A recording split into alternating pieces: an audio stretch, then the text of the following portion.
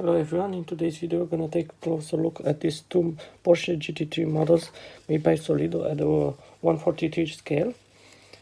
First of all, we have this green with black wheels model.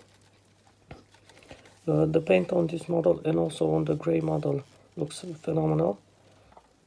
Solido is really doing a good job at this scale. Also, I like the red brake calipers. Very interesting model. We have there the GT3 logo as well, a lot of details. Also inside we have the roll cage. Let's take a closer look at the gray one. This one has silver wheels, but again very nice paint job. And also we have the red brake calipers on this one as well. And we have the bucket seats inside. Sadly, no carbon fiber texture on the roof, but it looks good with the black as well. And in the back,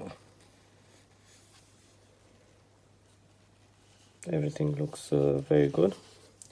Please tell me in the comments if you like the model, and tell me which one will you get, or if you don't like the models, why.